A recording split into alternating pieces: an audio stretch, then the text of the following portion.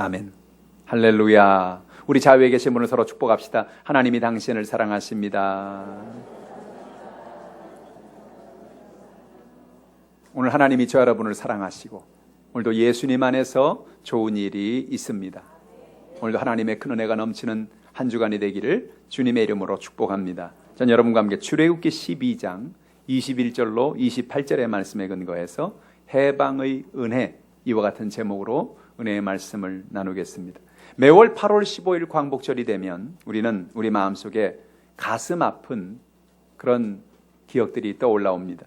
우리가 일본의 식민지로 36년 동안 고난과 착취를 당한 그런 아픔 때문입니다.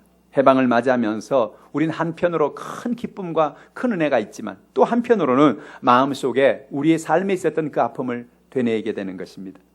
일본 사람들은 우리 대한민국의 젊은이들을 징용으로 끌고 나가서 수많은 사람들이 세상을 떠났습니다. 우리 딸들을 데리고 나가서 위안부로 유린을 했어요. 우리 언어를 사용하지 못하게 했고 우리의 이름을 사용하지 못하게 했고, 그래서 36년은 정말로 잊어버린 그런 과거의 기억이었습니다.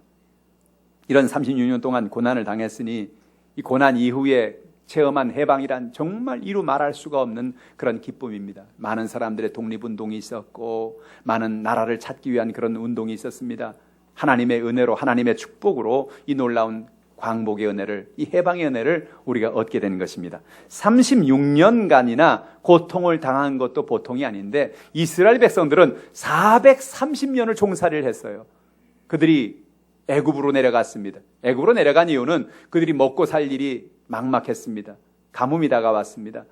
마침 그때 아들 요셉이 하나님 은혜 가운데 애굽의 총리가 된 거예요. 가족 초청을 다 한 거죠. 과거에도 우리나라에서 저 미국에, 저 해외에, 잘 사는 나라에 60년대 70년대 가 있는 사람들 형제 초청, 부모 초청, 그런 아주 붐이 일었었잖아요.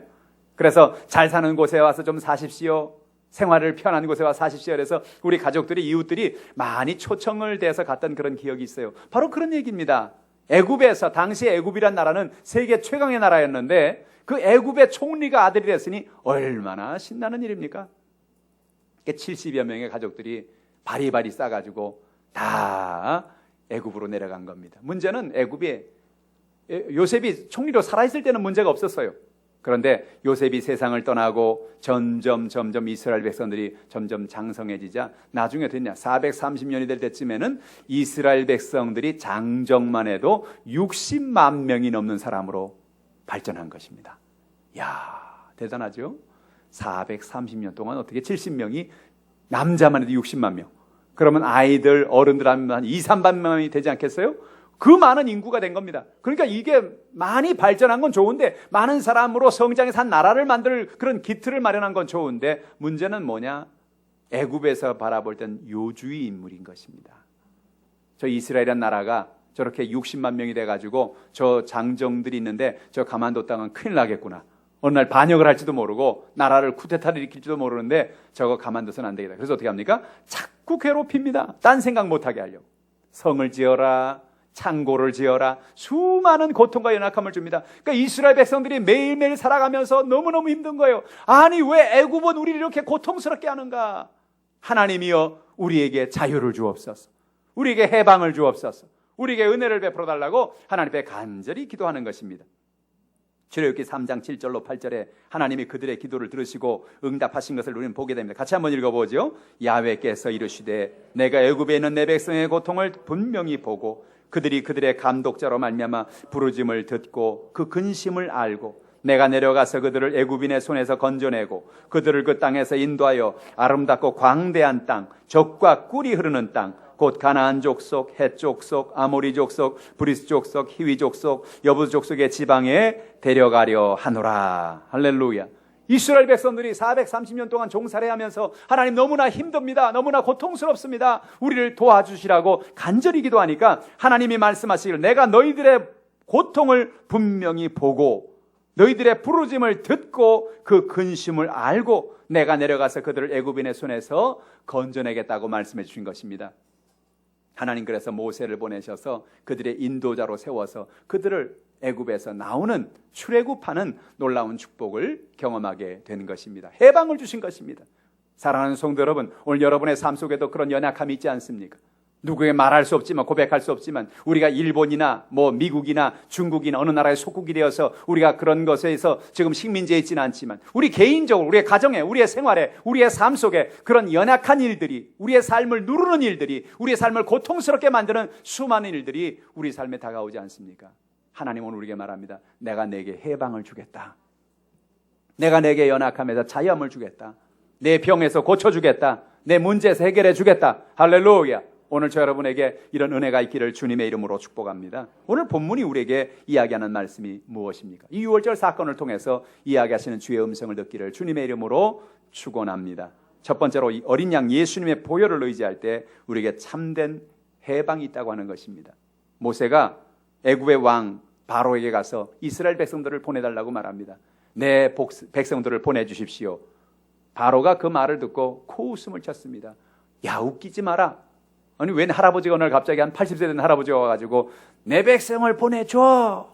그러니까 참 웃기고 있네 정말. 이 할아버지 누구야? 어디서 못 보던 할아버지가 와가지고 내 백성 보내줘. 그런다고 내가 보내주겠어? 안 보내줘, 안 보내줘. 60만 명이나 되는데 이 많은 사람을 내가 왜 보내겠어? 이 공짜 노동력을 내가 왜 보내겠냐고. 안 보냅니다. 그래서 하나님이 모세를 통해서 기적을 행하죠. 10가지 기적을 행하는데 그 중에 9가지는 나일강의 물을 피로 변하는 기적을 나타냅니다. 개구리를 갑자기 떼를 나게 합니다.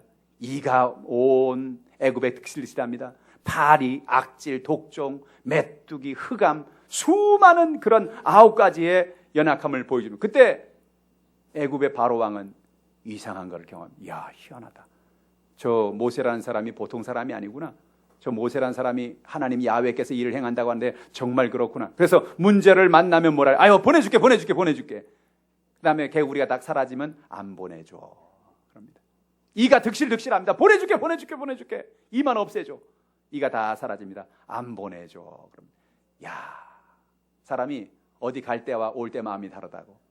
응? 급할 때는, 힘들 때는 보내준다 그러더니 나중에는 안 보내준다는 거예요. 하나님 앞에 모세기도 하나님 안 됩니다. 아무리 말해도 안 됩니다. 그래?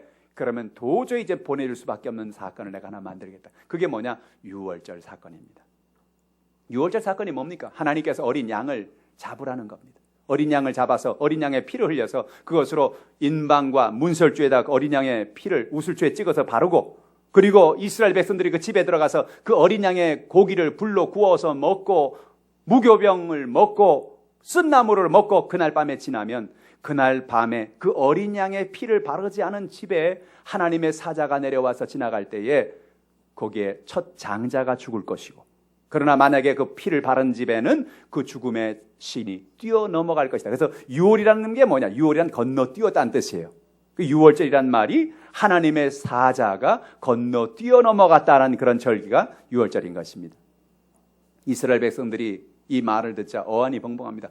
야, 과연 어떻게 그런 일이 있을 수 있을까? 죽으면 다 죽고 살면 다 살 텐데 어떻게 장자만 골라서 죽일 수가 있을까? 아, 그래. 그래도 하나님이 약속하신 말씀이니까 우리가 그 약속의 말씀을 믿자. 똑같은 얘기를 가서 바로에게 했습니다. 바로에게 말하니까 그 말을 듣고 배를 잡고 웃습니다. 야, 말도 안 되는 소리 하지 마라. 내가 여태 많은 기적을 봤지만 어떻게 그 피를 발랐는데 피 바른 집에 사람은 살고 피 안 바른 사람의 집은 죽는단 말이야. 말도 안 되는 소리 하고 있네. 이 얘기를 안 들었어요. 이스라엘 백성들은 빠른 시간 내에 많은 사람들에게 이야기를 전파해야 돼. 아마 이게 이스라엘 백성들만 들은 얘기가 아닐 거예요. 이 집 저 집에게 다 해결하니까 시장에 소문이 나고 모든 애굽의 사람들 다 들었을 겁니다. 그런데 애굽 사람들은 어떤 사람도 어린 양의 피를 바른 사람이 없었습니다. 그날 밤에 하나님의 신이 내려왔어요. 정말 무섭고 긴 밤이었습니다. 애굽의 전역에서 곡소리가 나기 시작합니다. 아이고, 어떻게 된 일이냐, 얘야, 막 외치는 소리가 나기 시작하는 거예요. 사람들의 마다 죽음의 신이 건너가는 곳마다 어린 양의 보혈을 바른 곳에는 죽음의 신이 건너가서 평안한데, 어린 양의 보혈을 안 바른 집에는 장자가 죽고 큰 저주가 일어나기 시작한 것입니다. 오늘 성경에 말하는 어린 양의 피는 무엇을 의미하는 것입니까? 어린 양의 피, 이 구약에 나온 어린 양의 보혈의 피는 바로 우리 주 예수 그리스도의 십자가의 보혈을 의미하는 것입니다. 구약에 나오는 사건들은 신약에 나오는 사건의 그림자입니다. 구약에 나오는 제사법이라든지 구약에 나오는 모든 일들은 앞으로 장차 다가오실 예수 그리스도를 믿음으로 보여주는 역사입니다. 그래서 오늘 어린 양의 피를 흘려서 그 문설주의 인방에 바라는 얘기는 다름이 아니라 우리 주 예수님께서 이 땅에 장차 오셔서 우리를 위해 십자가의 보혈을 흘려주시고 죽을 것을 상징적으로 보여주는 모습이에요. 누구든지 그 어린 양의 보혈을 의지하고 그 피를 문설주의 인방에 바르는 사람은 산 것처럼 오늘도 저 여러분이 예수의 보혈을 의지하는 사람에게 사는 역사가 나타나게 되는 것입니다. 주의 보혈 능력이 있도다. 주의 피 믿으오. 그 피가 어떤 피입니까? 유월절의 피인 것입니다. 사망에서 건져지는 피입니다. 그래서 누구든지 예수를 믿으면 그 보혈의 능력을 믿으면 오늘도 우리의 죄의 문제가 해결되는 겁니다. 사는 거예요.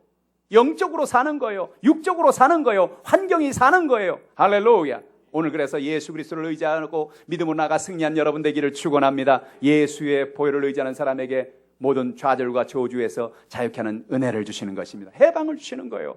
가난과 연약함이 우리의 삶에 다가오지요. 그러나 예수를 믿으면 예수의 보배로운 피를 의지하면 그 가난에서 자유케 하시는 해방의 은혜를 베풀어 주시는 것입니다. 예수의 보혈을 의지하면 육신의 병을 고쳐주십니다. 육신의 병에서 고치는 해방의 은혜를 베풀어 주시는 것입니다. 예수의 보혈의 능력을 믿으면 오늘도 우리의 삶의 모든 연약함에서 자유케 하셔서 영원한 천국을 바라보고 살 수 있는 복을 주시는 거예요. 사랑하는 성도 여러분, 오늘 여러분의 삶에 어떤 연약함이 있습니까? 모든 연약함을 주님께 맡기시기를 주님의 이름으로 축복합니다. 주님 주시는 해방의 은혜가 넘쳐나기를 주님의 이름으로 축복합기. 출애굽기 12장 21절로 23절에 오늘 이 말씀을 우리 다시 한번 읽어봅시다. 모세가 이스라엘 모든 장로를 불러서 그들에게 이르되 너희는 나가서 너희의 가족대로 어린 양을 택하여 유월절 양으로 잡고 우슬초 묶음을 가져다가 그릇에 담은 피에 적셔서 그 피를 문 인방과 좌우 설주에 뿌리고 아침까지 한 사람도 자기 집 문 밖에 나가지 말라. 야훼께서 애굽 사람들에게 재앙을 내리려고 지나가실 때에 문 인방과 좌우 문설주의 피를 보시면 야훼께서 그 문을 넘으시고 멸하는 자에게 너희 집에 들어가사 너희를 치지 못하게 하실 것임이니라. 여기 중요한 말씀이 뭡니까? 문 인방과 좌우 문설주의 피를 보시면 야훼께서 그 문을 넘으시고 멸하는 자에게 너희 집에 들어가서 너희를 치지 못하게 하실 것입니다. 할렐루야. 오늘 하나님은 뭘 보시냐? 피를 보십니다. 어떤 피입니까? 어린 양의 피입니다. 우리 주 예수 그리스도의 십자가 보혈의 은혜를 바라볼 우리 마음의 문설주와 인방에 바를 때에 주님이 와셔서 오늘 우리의 연약함을 도와주시는 것입니다. 우리의 모든 문제를 해결해 주시는 것입니다. 우리를 건져주시는 것입니다. 오늘 예수님의 보혈을 의지하는 여러분 되기를 주님의 이름으로 축원합니다. 하나님 말씀을 순종하는 저 여러분 되길 바랍니다. 애굽 사람들 똑같은 이야기를 들었을 거예요. 어느 한 사람도 고침을 받고 하나님의 기적을 체험했다는 얘기를 볼 수가 없어요. 안 믿었기 때문에 그래요. 순종하지 않았기 때문에 그래요. 피가 뭘 구원한다고 그래. 피가 어떻게 사람을 살린다고 그래. 피 바른다고 뭐가 달라진다고 그래. 말도 안 되는 소리지. 그래서 애굽 사람들은 어느 가정도 문설주 인방에 피 바른 사람이 없었어요. 그 가정에 죽음의 사자가 들어간 것입니다. 오늘 여러분의 인생의 문제 해결은 다른 데 있지 않습니다. 어린 양 예수의 보혈을 의지하는 데 있습니다. 예수님의 보혈을 내게 뿌려주시오. 어떻게 뿌립니까? 과거에는 우슬주에 찍어서 뿌렸는데 지금 우리가 어떻게 뿌리냐? 이제는 입술로 뿌리는 거예요. 주님, 예수의 보혈을 내 마음에 뿌려주시옵소서. 예수님의 보혈을 우리 가정에 뿌려주시옵소서. 예수의 보혈을 남편에게, 아내에게, 자녀에게 예수의 보혈을 덮어주시옵소서. 할렐루야. 예수의 보혈을 뿌리는 곳마다 죽음이 떠나갑니다. 자유가 임합니다. 치료가 임합니다. 기적이 나타나는 것입니다. 해방의 역사가 나타나게 되는 것입니다. 오늘 그런 은혜가 있기를 주님의 이름으로 축복합니다. 두 번째로 오늘 성경은 준비되지 않고 힘이 없는 민족은 망할 수밖에 없다는 사실을 잊지 말라는 것입니다. 하나님은 이스라엘 백성들을 애굽에서 나갈 때 좀 이상한 것을 명령하셨어요. 뭘 명령했느냐면 너희들이 떠나가기 전에 너희들이 잡은 어린 양의 고기를 구워서 먹고 무교병을 먹고 쓴나물을 먹어라. 밤새도록 그렇게 하라 그랬어요. 하나님이 이스라엘 백성들이 이제 나가야 되니까 무슨 밥 한 끼 잘 먹여서 내보내는 건가? 그런 얘기인가? 그런 얘기가 아닙니다. 이 얘기 속에는 아주 중요한 의미가 담겨 있어요. 출애굽기 12장 7절로 9절 말씀이죠. 같이 읽어봅니다. 그 피를 양을 먹을 집 좌우 문설주와 인방에 바르고 그 밤에 고기를 불에 구워 무교병과 쓴 나물과 아울러 먹되 날것으로나 물에 삶아서 먹지 말고 머리와 다리와 내장을 다 불에 구워 먹고 그랬습니다. 성경을 보면 때때로 우리가 이해 안 되는 부분이 있어요. 하나님이 어떤 명령을 하실 때 아주 구체적으로 어떻게 하라고 명령할 때가 참 많아요. 성막을 지을 때는 그 재질은 뭘로 하고 끈은 뭘로 삼고 뭐는 무슨 재질로 금으로 만들고 그런 식으로 구체적으로 만드는 거예요. 오늘 본문에 있는 말씀도 그렇죠. 아니 고기를 먹어라, 양고기를 먹어라. 아니 구워 먹든 삶아 먹든 그냥 먹으면 되지. 그렇게 생각하지 않겠어요? 근데 하나님이 구워 먹지 꼭 삶아 먹지 말라는 거예요. 희한하다. 아니 취향대로 먹으면 되지. 왜 그러실까? 그렇지 않겠어요? 그리고 무교병이라는 것은 이스트가 안 들어간 누룩이 없는 떡을 말하는 겁니다. 그냥 밀가루 떡을 말하는 거예요. 무슨 맛이 있습니까? 하나님 무교병을 먹으라는 거예요. 쓴 나물 먹어요. 쓴 나물 좋아하는 사람이 어디 있어요? 쓴 나물을 먹으라는 거예요. 아니 왜 그러실까? 여러분 중요한 것은요. 하나님이 구약 성경에 하나님이 어떻게 하라고 하는 날은 뭐냐면 그 말씀을 그대로 순종하는가를 보시는 겁니다. 그 말씀은 하나님 말씀을 내 생각에는 이게 도저히 이해가 안 되는데 이 도저히 이해가 안 되는 말씀을 그대로 순종하는가 그 말씀을 그대로 순종하는가 그걸 보시는 거예요. 그렇지 않아요? 아니 문설주와 인방에 피 바른다고 피 바른 집 안에 들어가 있는다고 산다는 게 이해가 안 되잖아요. 그렇죠? 그것도 마찬가지잖아요. 그런데 그 말씀을 순종했더니 살았어요. 기적이 나타난 거예요. 하나님이 오늘 우리에게 그 어린 양의 고기를 불에 태워서 그 불을 구운 그 고기를 먹으라는 의미는 뭐냐? 어린 양의 고기를 먹으라는 얘기는 우리 안에 어린 양 예수 그리스도를 깊이 모시라는 것입니다. 우리에게 가장 귀한 것은 가장 깊이 모시는 것은 먹는 것입니다. 우리는 이 의미를 요한복음 6장에 예수님의 성찬의 의미에서 깨닫게 됩니다. 오늘 예수님이 제자들을 다 불러 모아서 성찬을 가르쳐 줍니다. 얘들아 내가 이제 머지않은 장래에 이 세상을 떠나게 될 거야. 내가 떠나지만 너희들은 나를 기억해라. 내가 너희들에게 준 이 떡은 내 몸이야. 너희들이 마시는 이 포도주 이것은 내 피야. 이것을 먹을 때마다 나를 기억하라. 근데 여러분 사실은 예수님께서 그 저녁에 그들에게 주신 떡, 예수님이 그들에게 준 이 포도주는 사실 그들이 매일 먹는 음식이에요. 우리말로 말하면 이런 거죠. 예수님이 제자를 다 불러 모으사 너희들이 먹는 이 밥은 내 몸이야. 너희들이 먹는 이 찌개, 김치찌개, 된장찌개, 이건 내 피야. 이걸 먹을 때마다 똑같은 얘기예요. 이스라엘 백성들이 그들이 하나님 은혜 가운데 떡을 먹고 그들은 매일매일 포도주를 마셨기 때문에 우리가 매일 먹는 밥, 우리가 매일 먹는 그런 김치, 된장찌개, 김치찌개, 그거 똑같은 거예요. 그게 뭘 의미하는 것입니까? 매일 먹는 음식을 볼 때마다 나를 기억하라는 겁니다. 너희들이 밥을 먹을 때마다 나를 기억하라는 겁니다. 밥을 먹을 때마다 내가 너희들과 함께 있다는 사실을 기억해라. 그 또 놀라운 사실은 뭡니까? 그 밥을 먹으면 그 밥이 우리 안에 깊이 들어가잖아요. 그 밥이 들어가서 우리의 피가 되고 살이 되는 거예요. 할렐루야. 예수님을 모시고 예수님을 영접한다는 것은 무엇입니까? 예수님을 우리 안에 깊이 모셔드리는 것입니다. 내가 필요할 때만 예수님이 나오고 계시는 게 아니고 어디든지 예수님 나와 같이 계시는 걸 의미하는 거예요. 내 안에 들어와 계시는 걸 말하는 거예요. 그래서 어린 양의 고기를 먹으라는 것은 무슨 얘기입니까? 예수님이 내 안에 깊이 들어와서 나와 함께 있다는 사실을 깨달으라는 겁니다. 그 어린 양의 고기를 먹을 때 어린 양 예수 그리스도가 너희 안에 있다는 것을 하나님이 그들에게 그림자로 보여준 거예요. 이스라엘 백성은 당시 그게 뭔 의미인지 모르죠. 출애굽기 12장에 나타나는 그 이야기가 무슨 사건인지 모르면 우리는 알죠. 우리는 이게 예수님이 오실 것에 대한 그림자로 이 사건을 주님 하셨구나 알게 되는 것입니다. 예수님은 오늘도 저 여러분에게 이와 같은 은혜를 베풀어 주는 것입니다. 또한 우린 주님은 무교병을 먹으라고 말씀하셨습니다. 무교병은 누룩이 없는 떡이지요. 저는 누룩이 없는 떡에 대한 얘기를 할 때마다 어렸을 때가 생각이 나요. 우리 어렸을 때 참 살기 어려울 때에 간식거리가 어디 있습니까? 어머님이 해주는 간식이란 술빵을 만들어줄 때 술빵. 밀가루로 반죽을 해가지고 거기다가 막걸리를 붓습니다. 막걸리에 효모가 있죠. 누룩이 있습니다. 그래서 그것을 저 아랫목에다가 그걸 이렇게 겨울에 이불을 해 덮어놓으면 조금 지나면 이게 부풀기 시작합니다. 그래서 자연 오븐이 되는 거죠. 그래가지고 거기서 시간이 지나면 나중에 부풀어가지고 빵이 되는데 참 그땐 그게 그렇게 맛있었어요. 그냥 밀가루만 해서 먹으면 무슨 맛이 있겠어요. 근데 그 안에 그 부풀려서 누룩을 해서 만드니까 빵이 부드럽고 야들야들하고 할렐루야. 그래서 누룩이 들어가서 그 밀가루의 성질을 변화시키는 거예요. 근데 하나님 뭐라고요? 누룩이 들어간 떡을 먹지 말라는 거예요. 누룩이 뭘 의미합니까?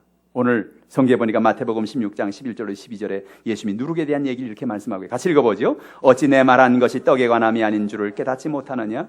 오직 바리새인과 사두개인들의 누룩을 주의하라 하시니 그제서야 제 아들의 떡의 누룩이 아니요 바리새인과 사두개인들의 교훈을 삼가라고 말씀하신 줄을 깨달으니라. 여기서 누룩이라는 것은 그들이 가지고 있는 교훈, 그들이 가지고 있는 생각을 말하는 것입니다. 이스라엘 백성들은 430년 동안 애굽에 살았어요. 애굽에 사는 동안에 그들은 자기도 모르게 애굽의 누룩에 취해서 인생을 살았습니다. 애굽의 교훈, 애굽의 우상 숭배, 애굽의 생각들, 애굽의 문화, 그 모든 것에 찌들어서 애굽 사람인 것처럼 살았어요. 근데 여러분, 이스라엘 백성들은 애굽 사람이 아니잖아요. 하나님을 섬기고 사는 사람이잖아요. 우상을 숭배하고 세상을 의지하고 사는 사람이 아니라 하나님을 의지하고 하나님을 바라보는 사람입니다. 죄에서 자유함을 얻는 사람입니다. 그래서 주님 뭐라 말합니까? 너희들 기억해라. 너희들의 삶에서 애굽의 누룩을 제거하라는 겁니다. 하나님 은혜 가운데, 하나님의 역사하신 가운데 무교병의 은혜, 누룩이 없는 떡을 먹으라는 것입니다. 맛이 없어요. 무교병은 맛이 없어요. 그 떡을 먹을 때 기억하라는 겁니다. 아, 그렇지. 우리가 애굽의 누룩을 취해서는 안 되지. 애굽의 죄에 빠져서는 안 되지. 애굽의 우상 숭배에 빠져서는 안 되지. 세상을 따라 살아서는 안 되지. 하나님을 의지하고 살아야지. 할렐루야. 그래서 유월절 제사를 지낼 때마다 이스라엘 백성들은 기억하게 하라는 것입니다. 무교병을 먹는 은혜가 거기 있습니다. 뿐만 아닙니다. 하나님은 그들에게 쓴 나물을 먹으라고 말씀하셨어요. 사람들은 쓴 것 먹기 별로 안 좋아합니다. 요즘은 그래서 설탕의 시대입니다.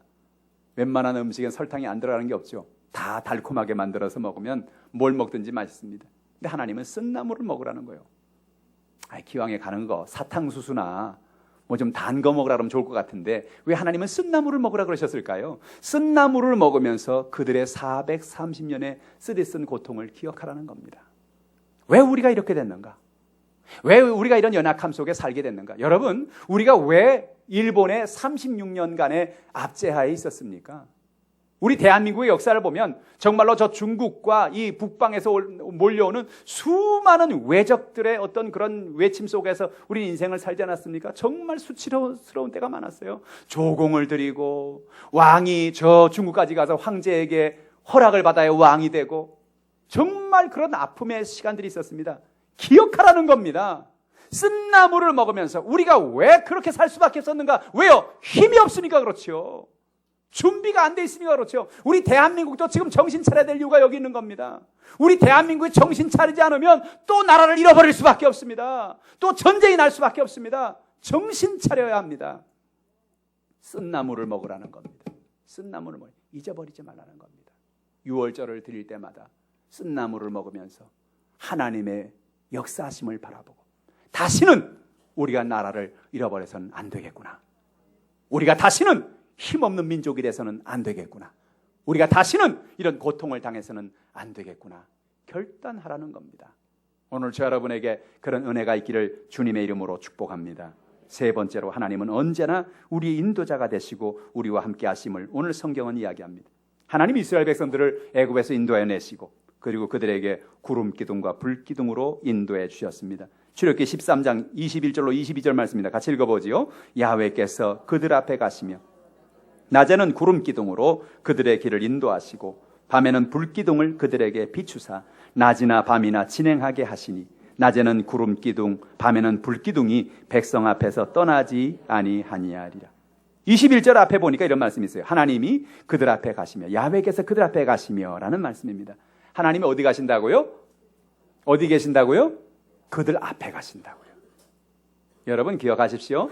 하나님이 이스라엘 백성들을 애굽에서 건져내고 난 다음에 너네들이 알아서 해라 그렇게 한 게 아니에요. 하나님이 그들 앞에 가셨다 그랬어요. 오늘 여러분의 인생에 하나님이 여러분 앞에 가십니다. 하나님이 여러분과 동행하십니다. 여러분을 떠나지 아니하십니다. 할렐루야. 우리가 이 사실을 믿고 살아가는 게 너무너무 중요해요. 하나님이 나와 함께 하신다. 하나님이 나와 동행하신다. 그럴 때 우리 마음속에 담대함을 얻게 되는 것입니다. 이번에 우리가 올림픽을 보면서 올림픽은 정말 멋진 하나의 드라마입니다. 우리 펜싱 선수 한 선수가 13대 9로 거의 져가고 있는 그때에 마지막에 1분간 쉬는 시간이 있었어요. 근데 텔레비에 나오는데 어떤 사람이 거기서 할 수 있다! 할 수 있다! 이렇게 외치는 거예요. 근데 이 선수가 그걸 듣고 나서 그래, 할 수 있다. 할 수 있다. 할 수 있다. 계속 그걸 되뇌는 거예요. 그러면서 싸울 때도 계속 할 수 있다. 할 수 있다. 근데 어땠어요? 할 수 있다를 외치면서 결국은 금메달을 딴 거예요. 할렐루야. 그 다음에 우리 선수들이, 다른 선수들도 운동할 때마다 그 할 수 있다의 얘기를 듣고 나서 그래, 나도 할 수 있어. 나도 할 수 있어. 나도 할 수 있어. 그래가지고 막 은메달 따고 동메달 땄다고 그랬잖아요. 할렐루야. 할 수 있다의 정신이 어디서 오느냐? 하나님이 약속한 말씀인 겁니다. 예수님 말씀, 할 수 있거든요. 무슨 말이냐? 능치 못하는 일이 없다고 말씀하신 거예요. 할렐루야. 오늘 여러분에게 이와 같은 은혜를 깨닫기를 바랍니다. 하나님 어디 계십니까? 우리와 함께입니다. 그렇기 때문에 할 수 있는 거예요. 주님이 나와 동행하시니까 할 수 있는 거예요. 하나님 어떻게 동행하십니까? 구름 기둥과 불 기둥으로 동행하신다고 말씀하시는 것입니다. 하나님은 영이세요. 하나님 보신 분 계신가요? 하나님 보신 분 안 계세요? 하나님 한 번도 안 보고 이렇게 다 믿고 있는 거예요, 그러면? 할렐루야. 하나님 안 보고 믿는 거예요. 왜냐? 하나님이 안 보이는 분이니까.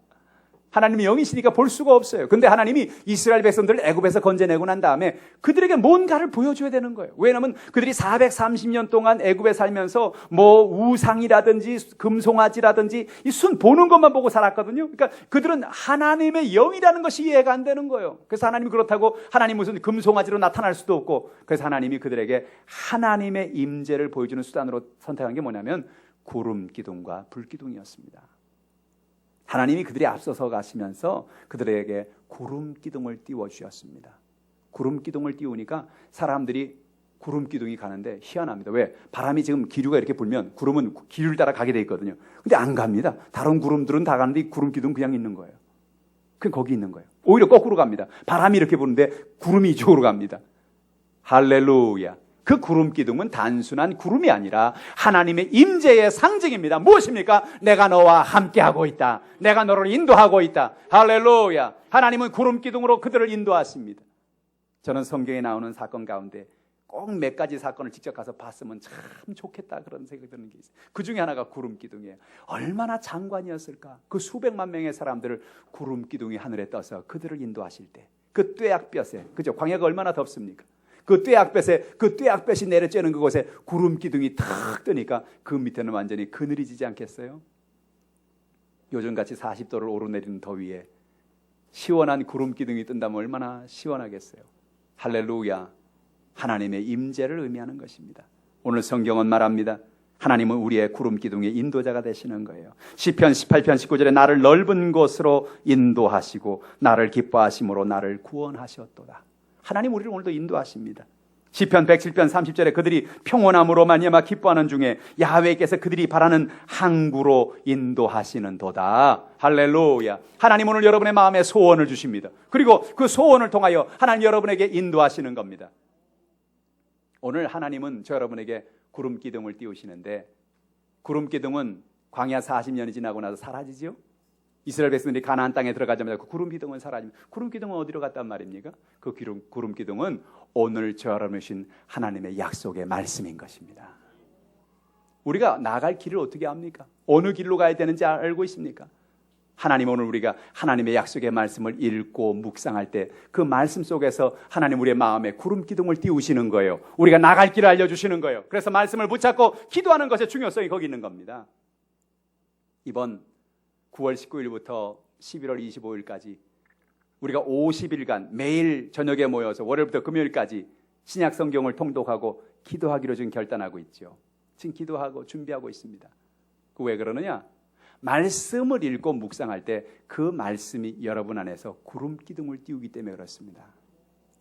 그 말씀이 여러분 마음속에 하나님의 놀라운 성령의 역사하심을 나타내기 때문에 그렇습니다. 성경의 말씀을 읽고 묵상할 때 말씀은 우리에게 믿음을 만들어줍니다. 그 믿음이 하나님의 놀라운 역사를 만들어주는 것입니다. 어떤 때는 여러분 기도할 때 하나님께서 그렇게 하면 얼마나 좋겠어요. 하나님, 제가 이 사업을 하려는데 할까요 말까요? 해라. 그럼 얼마나 좋겠어요? 하지 마라. 그럼 얼마나 좋겠어요? 근데 하나님 그렇게 안 하시거든요. 우리가 기도하고 하나님의 말씀을 묵상하고 하나님을 의지할 때 하나님은 어떻게 일하시느냐? 우리의 마음속에 세미한 성령의 음성으로 말씀하시는데 그 세미한 성령의 음성이 뭐냐? 마음에 기쁨을 주시는 거예요. 소원을 일으켜 주시는 거예요. 그 뭐랬어요? 하나님이 기뻐하는 중에 야훼께서 그들이 바라는 항구로 인도하시는도다. 바람을 주시는 거예요. 소원을 주시는 거예요. 그래서 그 소원 가운데 기쁨을 주십니다. 그 뭐예요? 그 하나님이 인도하고 있다는 거죠. 근데 아무리 기도해도 아무리 말씀을 묵상해도 기도해도 기쁨이 없어요. 소망이 없어요. 소원이 안 일어나요. 그건 뭐냐? 하나님이 구름 기둥을 띄우지 않는 거예요. 할렐루야.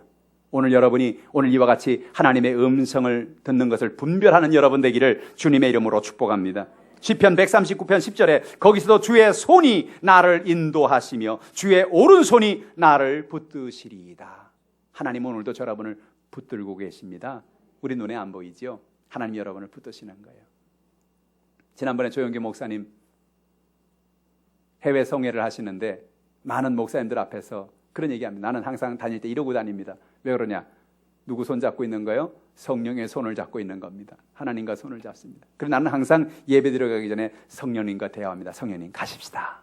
예배 시간이 되었습니다. 가십시다. 기적의 시간이 되었습니다. 기적을 나타냅시다. 병 고치는 시간이 되었습니다. 성령님 병 고쳐주십시다. 할렐루야. 하나님의 성령을 의지하라는 거예요. 그 인도하심을 바라는 거예요. 주의 오른손이 나를 붙잡고 있다는 것을 믿는 것입니다. 할렐루야. 구름 기둥을 띄워 하나님은 여러분을 동행해 주시는 것입니다. 하나님은 그들의 백성의 빛을 비추어 주십니다. 출애굽기 13장 21절 하반절에 보니까 밤에는 불기둥을 그들에게 비추사 낮이나 밤이나 진행하게 하시니. 어떤 날 하나님께서 낮에 그들을 진행하게 하시다가 또 낮에는 쉬게 하시고 갑자기 밤에 떠나게 하실 때가 있어요. 근데 이건 큰일입니다. 왜냐하면 여러분 광야는요 말 그대로 깜깜한 곳입니다. 거기 무슨 가로등이 있겠어요? 거기 무슨 회중전등이 있겠습니까? 그러니까 밤에 이스라엘 백성들이 수백만 명이 한꺼번에 떠나서 움직인다는 것은 이건 보통 사건이 아닌 거예요. 잘못하면 큰 사고가 날 수밖에 없죠. 근데 희한하게요 하나님이 그들이 밤에 떠날 때 또 하늘에 구름기둥 그 반대인 불기둥을 하나님이 띄우시는 거예요. 불기둥을 띄우면 어떻게 합니까? 온 천지가 환해지는 거예요. 그들이 나갈 길을 열어주시는 거예요. 무슨 얘기입니까? 낮에는 구름기둥으로 밤에는 불기둥으로 하나님이 그들을 떠나지 아니하시고 그들과 동행하시고 그들을 보호하시고 그들을 비추어 주시는 것입니다. 불기둥은 무엇을 말합니까? 하나님의 약속의 말씀을 의미합니다. 시편 119편 105절에 주의 말씀은 내 발의 등이요 내 길의 빛이니이다 그랬어요. 하나님의 말씀을 따라가는 것, 하나님 말씀을 의지하고 살아가는 것, 그것은 하나님 우리에게 빛을 비추어 주시는 것입니다. 우리 나갈 길을 열어주시는 것입니다. 할렐루야. 오늘 여러분에게 그런 은혜가 있기를 주님의 이름으로 축복합니다. 사람이 계획하는 것 중요해요. 그러나 그 걸음을 인도하는 분은 하나님이신 겁니다. 잠언 16장 9절 말씀 같이 읽어보죠. 사람이 마음으로 자기의 길을 계획할지라도 그의 걸음을 인도하는 이는 야훼시니라. 사람은 내 마음에 계획을 내요. 내가 이렇게 해야지, 내가 이렇게 살아야지. 천만의 말씀. 그 걸음을 인도하는 분은 하나님이십니다. 하나님이 인도하지 않으면, 하나님이 역사하지 않으면, 하나님의 인도하심이 없으면 우리의 모든 계획과 우리의 모든 것은 수포로 돌아갈 수밖에 없어요. 하나님, 하나님의 계획을 알기 원합니다. 하나님의 뜻을 알기 원합니다. 하나님 나를 인도하여 주시옵소서. 하나님 그럴 때 구름 기둥을 띄우시는 거예요. 불 기둥을 띄우시는 거예요. 말씀을 묵상해라. 하나님 말씀을 부여잡고 기도해라. 하나님이 너에게 길을 인도해 주신다. 할렐루야. 오늘 저 여러분에게 그런 은혜가 넘쳐나기를 주님의 이름으로 축복합니다. 하나님 우리에게 참된 해방을 주셨어요. 참된 해방은 어린 양의 보혈로 시작되었습니다. 오늘 여러분의 인생에 참된 해방을 원하는 분이 계십니까?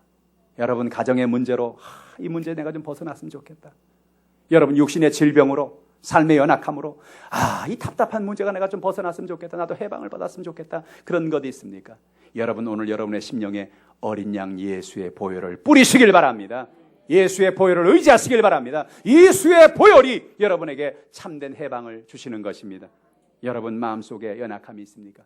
어린 양 예수의 그 고기를 예수의 몸을 여러분 안에 가장 깊은 곳에 모셔드리라는 것입니다. 세상의 죄와 세상의 교훈을 따라가지 말고 하나님의 약속의 말씀을 의지하고 과거에 내 삶에 다가왔던 수많은 쓴뿌리와 연약함의 모든 것을 다 뒤로 하고 이제 오로지 하나님만을 의지하겠다고 살겠다는 그런 담대한 은혜가 있기를 주님의 이름으로 축복합니다. 어느 순간에도 어떤 연약함 속에도 하나님이 내 앞에 계신다는 사실을 기억하라는 겁니다. 하나님 내 앞에 계신다. 하나님 지금도 구름 기둥으로, 말씀의 기둥으로 나에게 하나님의 은혜를 베풀어 주신다. 하나님 불 기둥으로 하나님 나와 동행하신다. 그 사실을 여러분 마음에 간직하시면서 주님이 주시는 그 해방의 은혜 속에서 이 한 주간도 승리하는 역사가 있기를 주님의 이름으로 축원합니다. 기도하겠습니다. 전능하신 아버지 하나님, 하나님의 놀라우신 은혜와 사랑을 감사를 드립니다. 하나님 이 땅에 해방을 주셔서 감사합니다.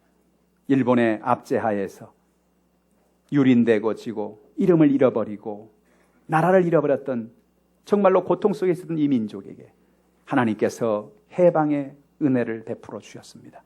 하나님 아버지, 이와 같은 수치, 이와 같은 연약함에 다시는 우리가 당하지 않는 우리가 되게 하여 주옵소서.